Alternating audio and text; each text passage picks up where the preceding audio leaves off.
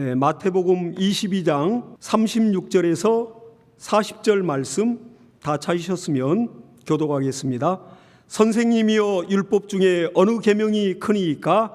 예수께서 가라사대 내 마음을 다하고 목숨을 다하고 뜻을 다하여 주 너의 하나님을 사랑하라 하셨으니 이것이 크고 첫째 되는 계명이요 둘째는 그와 같으니 내 이웃을 내 몸과 같이 사랑하라 하셨으니 합독하겠습니다.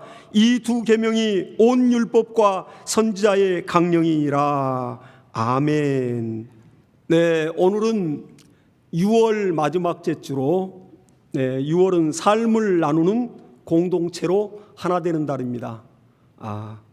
6월 마지막 제주에 우리가 오늘 본문의 말씀과 같이 이웃 사랑에 대하여 우리가 좀 더 이렇게 마음을 갖고 더 같이 은혜를 나누는 시간, 한번 돌아보는 시간, 우리 믿음을 점검하는 시간이 됐으면 좋겠습니다. 우리가 코로나를 맞이하다 보면 굉장히 사람들 마음이 삭막하고요, 또 만나기가 쉽지 않습니다. 그러다 보니까 나홀로 신앙도 많고 가나안 성도도 생기고, 가나안 성도라는 것은 안 나가고 집에서 예배하는 분들을 그렇게 지칭을 하더라고요. 어떻게든지 우리가 만날 때 서로 사정도 이해가 되고 소통도 되는 것 같습니다. 그래서 오늘 또 이렇게 주의 전에 나와서 함께 예배하는 저와 여러분, 심령의 성령의 위로와 큰 능력과 믿음의 담력이 충만하시기를 예수 이름으로 축복합니다. 이번에 이제 우리 뉴스를 보니까 이천시 덕평동에서 큰 물류센터, 지금 아주 우리나라에서도 그렇고 세계적으로도 지금 급부상하는 그러한 유통센터인데, 거기에 큰 불이 나서 그 큰 물류센터가 완전히 다 소각이 돼 버렸습니다. 근데 새벽에 불이 나고 그리고 빨리 발견이 돼서 그때 당시 248명이 일을 하고 있었다고요.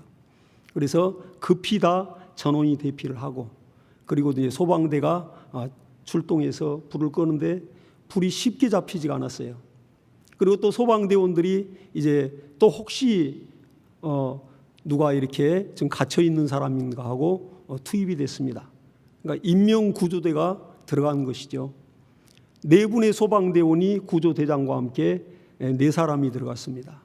들어가서 그렇게 이렇게 또 정말 재난으로 인해서 당한 사람이 있는가 지금 찾다 보니까 지하 2층까지 들어가 수색을 했는데 갑자기 구조물들이 막 불에 타서 무너지면서 3사람은 급히 피신하여 밖으로 탈출을 했지만은 구조대장인 김동식 구조대장은 그렇게 순직을 했습니다.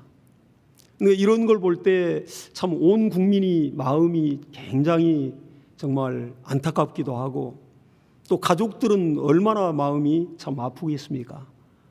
그리고 또 특별한 직업을 가진 터라 불만 났다 하면 그 불구덩으로 들어가서 사람을 먼저 살려내야 되고, 또 재산적인 그러한 손실을 막기 위해서 다 그걸 제압을 해야 되는데 목숨을 걸고 하는 그러한 직업이 맞는 것 같습니다. 그리고 또 여기저기서 119 구급대들 전화만 하면 바로 출동하죠. 저도 집에서 아파가지고 도저히 움직일 수가 없을 때 한번 119 구급대에서 왔는데 전화만 하니까 얼마나 빨리 신속하게 오는지 몰라요. 그리고 너무너무 감사하더라고요.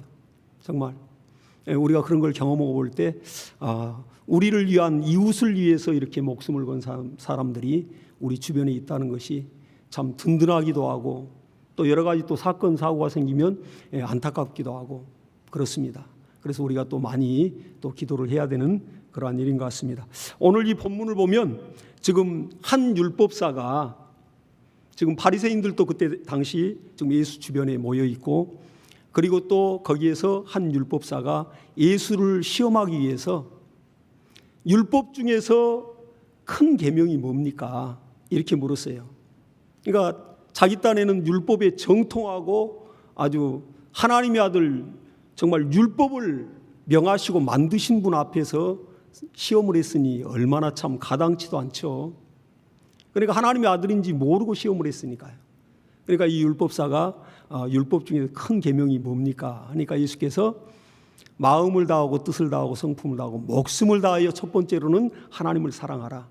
그리고 두 번째 큰 계명은 또한 내 이웃을 내 몸과 같이 사랑하라. 이렇게 주님이 말씀했습니다. 근데 누가복음 10장에 보면 똑같은 내용인데 거기에도 한 율법사가 예수님을 시험하여 이렇게 또 묻는 내용이 나옵니다. 선생님이여, 어떻게 해야 영생을 얻을 수 있습니까? 그렇게 물어요. 거기에서는 똑같은 내용인데 똑같은 사건인데, 근데 누가는 더 상세하게 내용을 또 다르게 그 관점에서 기록을 했습니다. 그러니까 예수께서 그 율법사에게 다시 역질문을 합니다. 내가 율법을 읽어봤느냐? 율법에는 뭐라고 기록되어 있느냐? 이렇게 예수님이 물어요. 그러니까 그 율법사가 내 마음을 다하고 뜻을 다하고 성품을 다하고 목숨을 다하여 하나님을 사랑하라 했습니다. 그리고 또한 내 이웃을 내 몸과 같이 사랑하라 했습니다. 영생에 대하여 물었는데 주님이 율법에는 어떻게 기록이 되어 있냐고 그렇게 또 역질문을 한 것이죠. 그리고 나서는 율법사가 그렇게 대답을 하니까 주님이 옳도다, 내가 대답을 잘했다. 그렇다면 이와 같이 행하라. 그러니까 행함이 없는 믿음은 죽어 있다는 겁니다. 주님이 그렇게 말씀하신 거예요. 율법사가 율법에 대해서는 정통하고 너무너무 잘 아는데 행함이 없다는 걸 주님이 아시고 너도 이와 같이 영생을 얻으려면 행하라. 이렇게 해야 내가 사느니라 그랬습니다. 영생을, 영원한 생명을 얻는다는 것입니다. 그렇게 주님이 말씀했습니다. 그래서 이렇게 율법사가 주님을 시험하려다가 도리어 오히려 자기의 행위를 돌아보면서 전능자 앞에서 숨길 수가 없으니까 부끄러움을 당하고 무안을 당했던 그 사건이 오늘 이 본문에도 기록이 되어 있습니다. 근데 저는 이제 요즘 이렇게 이걸 보면서 정말 이 사람이 그 다음 구절에 또 묻는 것이 누가복음에 보면 자기를 또 더 옳게 보이려고 거기서 끝났으면 좋은데 또 예수님 앞에 자기의 의의를 드러내기 위해서 그러면 내 이웃은 누굽니까? 이렇게 또 물었어요. 이웃을 내 몸과 같이 사랑하라고 그러니까 그래야 영생을 또 얻는다 하니까 그러니까 예수께서 답변을 해주시는 말씀이 그런 비유를 들었습니다. 여리고에서 강도를 만난 사람인데 강도들이 그 사람을 거반 때려 죽여서 정말 거의 죽을 지경에 이르고 그 사람이 갖고 있는 모든 것은 다 빼앗아갔다.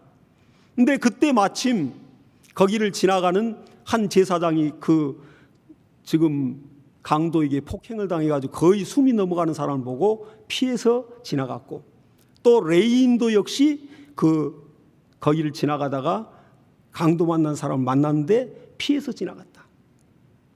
그리고 바로 너희들 유대인들이 정말 상종하지 않는 그 사마리아인들, 이 사마리아인들은 북이스라엘 그 지파에서 아수르에게 당할 때 그 침략을 당해서 완전히 멸망당할 때 완전히 피를 다 섞어버렸습니다. 그러니까 순혈통이 아니기 때문에 유대인들은 사마리아인들을 굉장히 경멸을 했습니다. 같이 정말 인사도 않고 상종을 안 했어요. 근데 그 사마리아인이 그 강도 만난 사람을 지나가다가 그 사람을 치료하고 또 주막으로 데려가서 또 그 사람을 먹을 걸 먹여주고 옷을 갈아입히고 치료하고 약을 발라주고 그리고 급히 자기는 또 이제 일이 있으니까 갔다가 다시 올 테니까 그 주막 주인에게 이 사람을 더 치료해주고 이렇게 돌봐주라. 거기에 들어가는 부대 비용은 내가 갔다 와서 내가 지불을 하겠다. 그러면 이제 예수님께서 그 율법사에게 묻는 겁니다. 이 세 사람 제사장과 레위인과 사마리아 사람 중에 누가 강도 만난 자의 참된 이웃이냐? 그러니까 이 율법사가 자비를 베푸는 자가 그 이웃입니다. 그랬습니다. 그 선한 사마리아인이 바로 유대인들이 선민이라는 그 이스라엘 사람들이 경멸하던 상종한던 그 사마리아인이 그 강도 만난 자의 참된 이웃이었습니다. 바로 그 이웃, 과연 우리에게는 이웃이 누굴까? 우리의 가장 가까운 이웃이 누구라고 생각하십니까? 물론 나 자신으로부터 딱 벗어나면 바로 내 아내와 남편이 내 이웃입니다. 그리고 또 내 몸에서 난 자식들이 이웃이에요. 자손들이. 그 다음에 또 내 부모 형제들이 또 이웃이고요. 그리고 또 친구와 친척들, 그리고 이웃 주변에 사는 사람들이 이웃입니다. 그러나 우리 개혁 공동체는 가장 가까운 이웃이 우리가 날마다 만나고 보는 우리 사랑하는 개혁 성도들이라고요. 그러니까 우리가 이웃이 누군가를 알고, 그리고 정말 주님의 이 말씀을 우리가 순종해 나가야 됩니다. 우리가 말로만 주님을 사랑하는 것은 주님이 그 심중을 이미 아셔요. 율법사를 이미 꿰뚫어 보셨듯이 율법사가 하나님의 말씀을 모르는 게 아니에요. 말씀의 정통한 자요, 정말 하나님의 율법의 정통한 사람입니다. 그러나 그 행위가 그렇게 하지 않았기 때문에 주님이 그걸 행하라, 그래야 또 영생을 얻는다, 이렇게 얘기를 했던 것입니다. 그러듯이 오늘 우리가 이 말씀을 통해서도 우리가 큰 교훈이 되고 있습니다. 저는 요즘 이제 간증들을 많이 유튜브를 통해서 많이 듣고, 시간 나면 새롭게 하소서 그 간증 코너가 있더라고요. 그럼 차 안에서도 많이 듣고, 물론 이제 설교들도 간증도 여러 가지 또 성경 지식들도 많이 접합니다. 근데 간증이란 것은 참 들으면 짧은 시간 안에 그 간증 한 편만 들어도 마음이 막 뜨거워진다고요. 어느 때는 설교 막 10편 듣는 것보다도 더 오히려 사람이 변화되고 감동될 때가 있어요.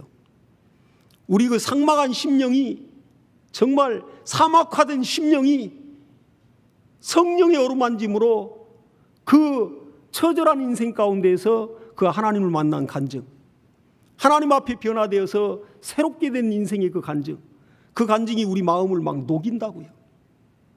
참 그런 걸 볼 때 우리는 간증이 굉장한 효과를 발휘하는 것을 우리는 보게 됩니다. 근데 오늘은 이제 이 새롭게 하소서 그 간증을 보면서 제가 거기 간증에 했던 그분이 쓰셨던 책을 제가 다시 한번 사서 2번을 오히려 읽다 보니까 너무너무 감동이 돼서, 그 책 제목이 하나님의 특별한 선물 페이버, 이렇게 제목이 그렇게 돼 있어요. 그런데 이 페이버가 뭘까? 이제 의문을 갖게 만들잖아요. 그 책을 읽으면서 책장을 넘기고 쭉 읽어갈수록 너무 감동이 되고, 나중에는 막 눈물이 흐르면서 내 자신이 회개가 되고, 그리고 내 마음에는 막 전율이 흐르더라고요.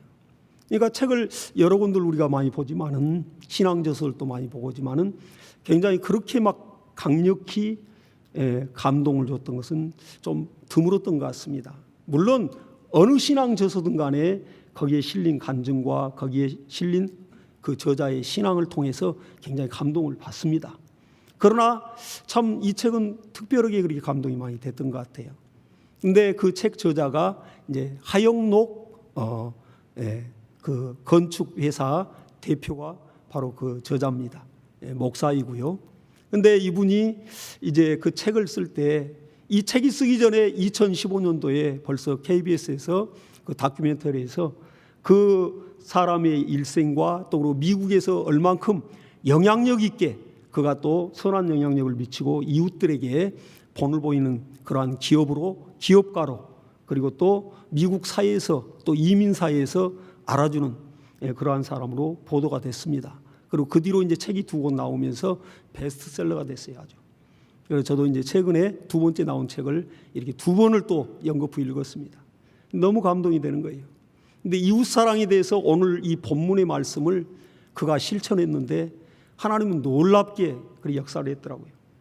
그 책을 보니까 이분이 이제 12살 때 미국으로 이민을 갔어요. 이 하영록 티마스 건축회사 회장이. 근데 그가 우리나라 부산에서 용유동에서 태어났는데, 거기 부산 그 용유동은 거기는 이 나환자, 한센병자 나환자촌이 거기 있습니다. 근데 아버지가 이 목회를 하는데 그 나환자들 대상으로 목회를 했습니다. 근데 거기에서 태어난 거예요. 나환자촌에서.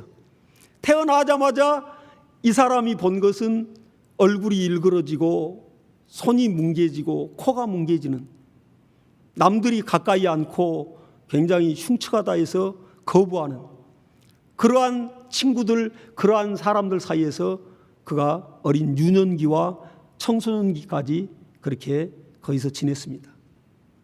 그러니까 당연히 나환자들이지만은 그는 태어나면서부터 같이 친구를 삼았고 했기 때문에 뭐 자기 모습도 그렇게 생긴지 알고 똑같이 그렇게 여겼던 겁니다.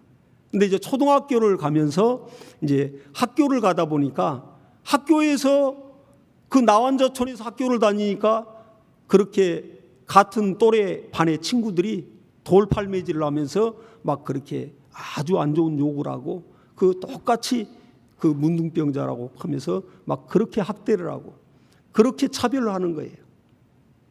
그래서 그때 내 모습이 이들과 이렇게 인제 다르구나. 그리고 이들이 이렇게 달랐구나 하는 걸 그때 알았다고 그래요. 초등학교 들어가서. 그리고 정말 그 질병에 걸린 그 사람들의 그 심정을 그가 헤아리고 또 친구들을 사귀면서 그들이 그렇게 긍정적으로 또 믿음으로 그렇게 사는 것을 보면서 큰 감동을 받았다 합니다. 그리고 이제 미국으로 이민을 가서 이가 이제 학교를 나오고 그리고 또 펜실베니아 대학 건축학과 명문대를 나왔어요. 그리고 또 참으로 엘리트 아내를 얻어서 딸 2명을 낳고 오손도손 너무 행복히 살았습니다. 그러다가 29세에 아주 건축회사, 세계적인 건축회사의 중역까지 올라갔으니까 초고속 승진을 한 거예요. 하나님이 복을 주심으로, 지혜를 주심으로 그렇게 실력 발휘를 했다고요. 그리고 오로지 자기 자신의 성공을 향해서 그렇게 달렸습니다. 그러다가 차를 몰고 이제 뉴욕에서 고속도로로 가다가 갑자기 정신을 잃고 쓰러졌어요. 차를 몰고 가다가 정신을 잃어버린 거예요. 근데 병원에 가서 이제 그 진단을 받아보니까 그 심장에 문제가 있는 겁니다. 심장에 질환이 생겨서 심장의 박동수가 맥박수가 막 순식간에 막 확 올라가는 거예요. 그러면 열이 나고 막 숨을 쉴 수가 없어서 사람이 막 기절을 해야 됩니다. 막 그런 상황까지. 그러니까 생활을 할 수 없는 거죠. 언제 어디서 죽을지를 모르고. 그런 가운데 이제 결국은 심장을 이식 수술을 받아내야 돼요. 이 고장난 심장을 빼내고 정말 그 심장을 이식을 자기에게 맞는 혈액형과 압력과 기능이 맞는 심장을 이렇게 갈아 끼워야 되는 겁니다. 근데 그 맞는 심장이 정말 찾기가 그렇게 어렵다는 거예요. 모든 기관이 간이든 폐든 모든 신장이든 이식 수술을 받을 때 자기의 몸과 기능이 이런 맞는 걸 찾기가 그렇게 어려운 겁니다. 못 찾으면 그 와중에 막 죽어나가는 거예요. 그때 그 병원에서 똑같은 질병을 갖고 있는 심장 이식을 기다리는 사람이 25명인데 거의 한 주에 한 명씩 막 죽어가는 걸 보았다는 겁니다. 그러니까 본인도 역시 지금 오늘내일 하는 거죠. 생명이. 그리고 심장 이식자를 그렇게 기도하면서 기다리는데 그거 안 나타나고 막 피가 마르는 거죠. 그리고 막 하루에도 몇 번씩 혼절을 하고 그 정도로 고통스러운 나날을 보내면서 이식을 기다리는 거예요. 근데 마침 이제 그 심장 기증자가 나타났는데 자기하고 딱 맞는 정말 기능적으로 혈액적으로 또 여러 가지 모든 압력 이런 모든 기능적으로 딱 맞는 맞춤형 심장이 나타난 겁니다. 그러니까 너무너무 기쁘고 감사해서 이제 그 주치의도 너무너무 막 기뻐가지고 선생님 이제 살았습니다. 오늘 저녁에 바로 우리가 수술 들어가십시다. 가족들에게 이 기쁜 소식을 전하라고. 근데 이제 가족들에게 연락을 하려고 하는데 또 주치의가 한 바퀴 돌고 또 들어오더니 이제 그 얘기를 하는 거예요. 아니 오늘 사고로 들어오신 분이 있는데 바로 옆 병실인데 아주머니인데 그분이 선생님과 똑같은 그러한 질병에 지금 처해서 그분이 심장 이식을 안 받으면 이틀이면 이분은 죽게 되고 도무지 현대의학으로는 살릴 수가 없습니다. 심장 이식자를 이식받는 날 그런 얘기를 하는 거예요. 근데 이분이 이제 고민을 하는 거죠. 벌써 또 간호사들 통해서 벌써 몇 시간 전에 들었고. 그러니까 얼마나 고민이 되겠어요. 신앙인으로서. 근데 마음에 계속 오늘 이 본문 마태복음 22장 36절 이하의 말씀이 계속 막 요동치는 겁니다. 심령 안에서 그렇게 이 말씀이 강력히 그 마음을 또 사로잡는 거예요.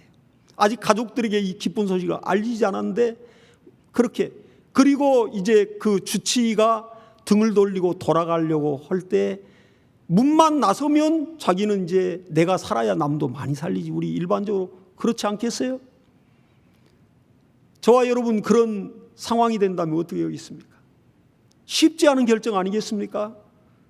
얼마 동안 그렇게 애타게 그렇게 정말 그 나에게 맞는 심장을 기다렸고 그렇게 애타게 기다렸는데 그 젊은 나이에 32살에 또 어린 지금 5살, 3살 딸들이 있고 그런 가정을 이루었는데 얼마나 살고 싶겠어요. 근데 성령께서 강력히 안에서 막 강청하는 겁니다. 근데 주치의가 이제 그런 얘기를 넌지 흘려놓고 돌아가려는데 그 몇 초 사이에 결정을 해야 되는 거예요. 근데 이분이 마음에 딱 성령의 그 감동에 순응하여 결단을 하고 다시 의사 선생님을 부릅니다. 그러니까 주치의가 무슨 일이냐고 이렇게 해서 다시 오는데 그분이 정말 이식을 하지 않으면 이틀 만이면 숨을 거둡니까? 그러면 나는 만약에 이식을 한다면 나는 며칠간 살 수 있습니까? 지금으로부터. 그러면 선생님은 일주일 이내에 혼 상태에 들어갈 겁니다. 그리고 아마 한 달 이내에 사망할 것입니다. 그렇게 의사가 정확하게 얘기를 해주는 거예요. 근데 거기서 결정하는 거예요.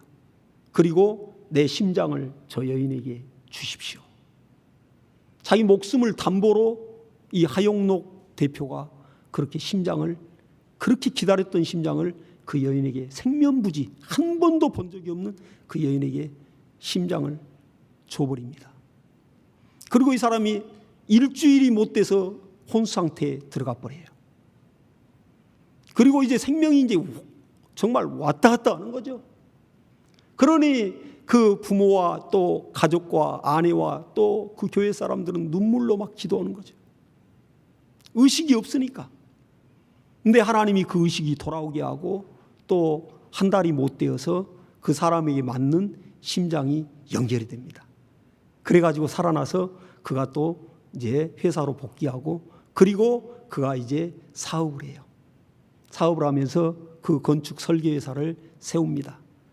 뭐 자본도 없고 정말 아무것도 없는데 그렇게 날마다 이제 한 달에 한 번씩 200만 원이나 되는 우리나라 돈으로 약값이 계속 들어가야 되고 바로 완치된 게 아니니까 약은 먹어야 되니까. 그리고 정말 여러 가지 또 생활은 피폐해졌고 또 물질적으로는 너무 어려웠어요. 그런 가운데 그 이웃이 또 그들이 아무 조건 없이 또 그들의 가정을 돕습니다. 그리고 이제 자기 차고에서 그 창고에서 아내와 함께 둘이 컴퓨터 몇 개를 가지고 이제 사업을 시작하는 거예요. 기도하면서. 그래서 그 좋은 노하우를 가지고 기도하면서 이제 여기저기 견적서를 넣고. 근데 그 견적서를 여기저기 넣는데 쉽지 않죠.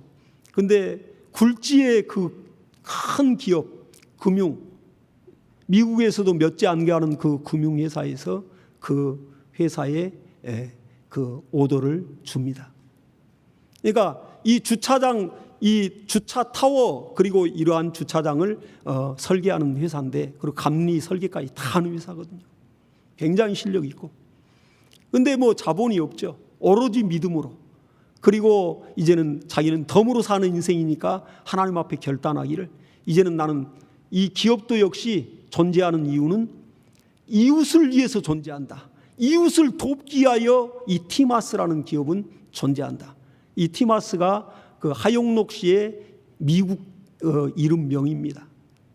그렇게 세워서 오로지 이웃을 살리는데 이웃을 섬기는데 그 수익을 다 쓰는 거예요.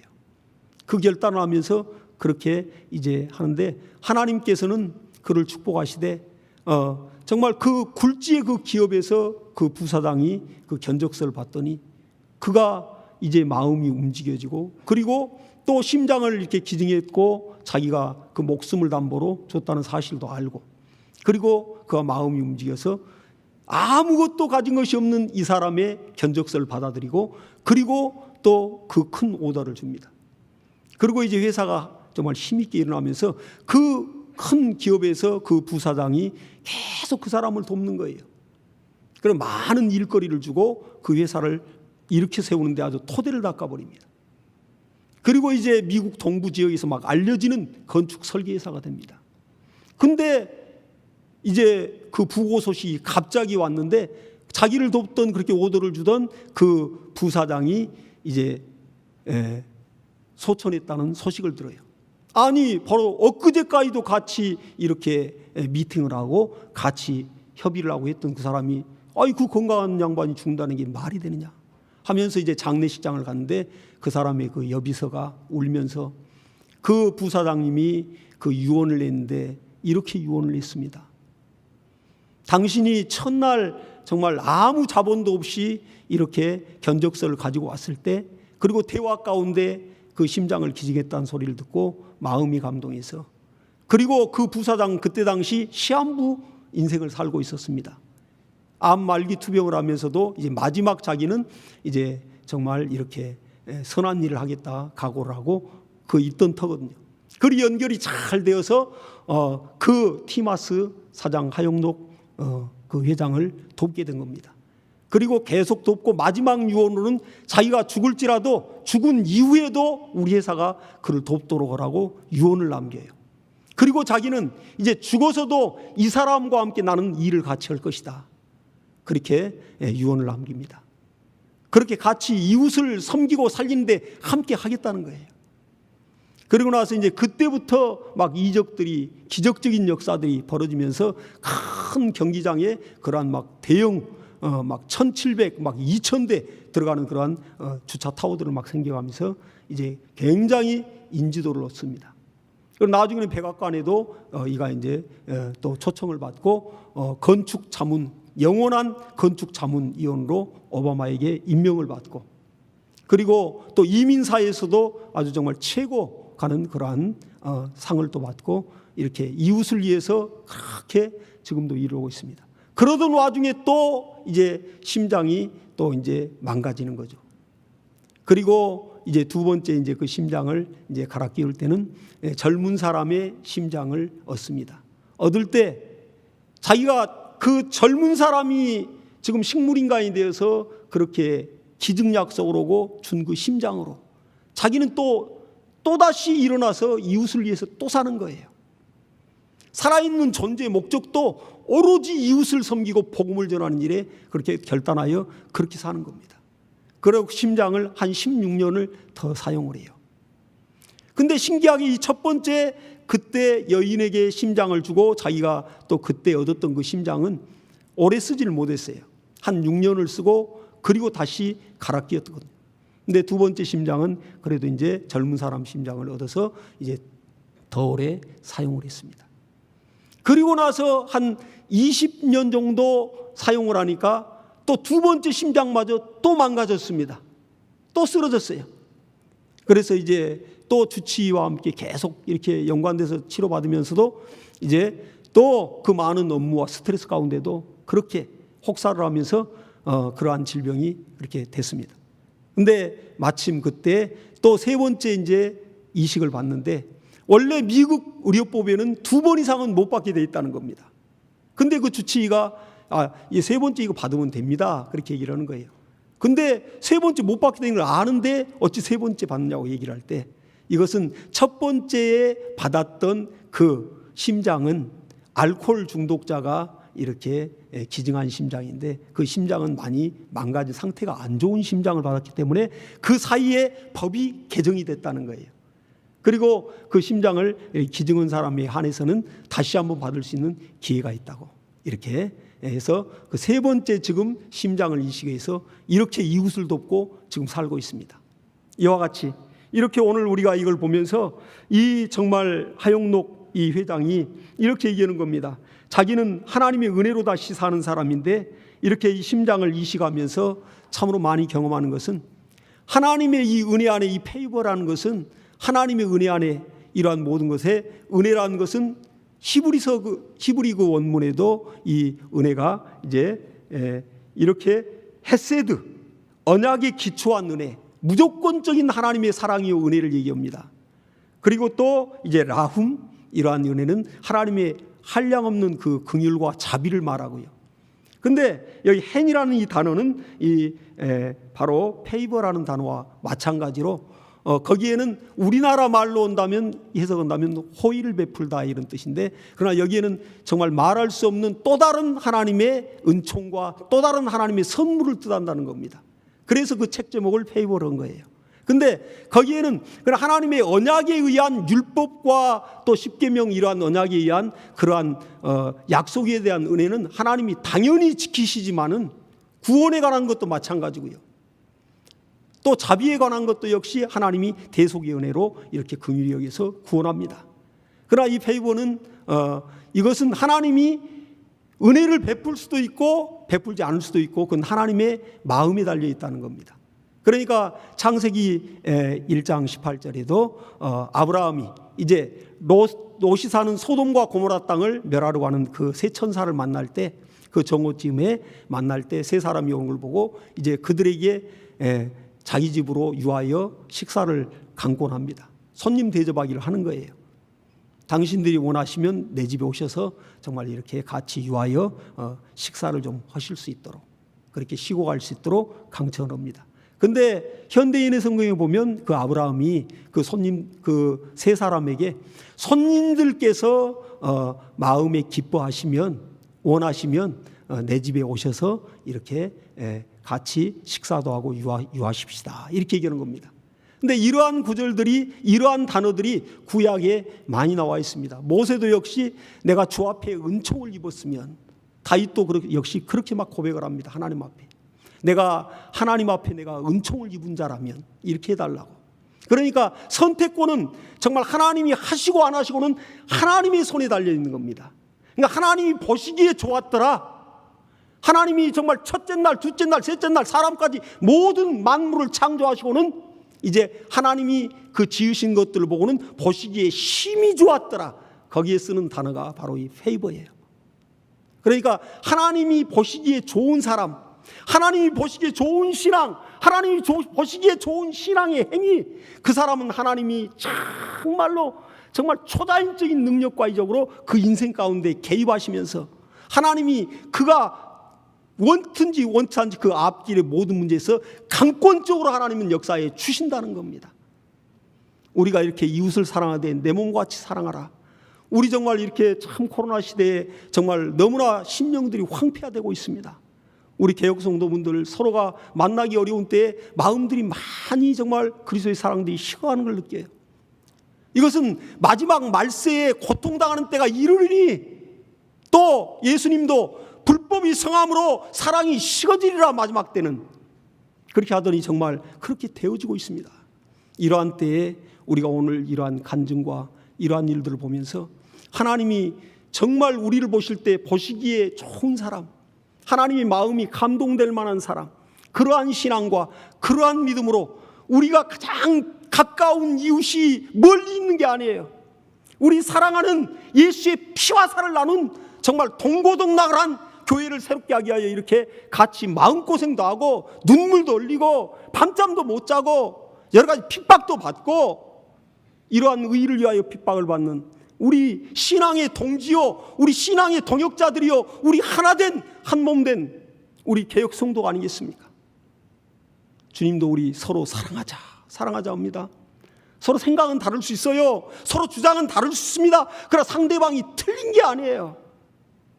우리가 이렇게 서로를 인정하면서 보듬어주면서 정말 내가 틀릴 수 있고 당신이 맞을 수 있는 것이고 서로를 깊이 이해할 수 있는 공감하는 그러한 정말 그리스도의 사랑이 있는 저와 여러분 되시길 예수 이름으로 축원합니다. 자, 우리 시간에 기도하시자고요. 기도할 때 하나님 아버지, 오늘 이 말씀이 우리가 듣고 머리로만 이해하는 냉랭한 말씀이 아니라 우리 가슴 안에서 우리 마음을 뜨겁게 감동하여 우리로 하여금 마음이 녹아지고 내 이웃이 누군가를 알고 예수의 피와 살을 나눈 형제요 자매인 걸 알고 우리 사랑하는 개혁 성도들을 안 거 알고 우리가 뜨겁게 사랑하여 서로 섬기며 서로 위하고 서로 연합하고 결속하여 하나님의 의를 이루는 정말 신앙의 동역자요 동지들이 되도록 역사해달라고 우리 기도하겠습니다.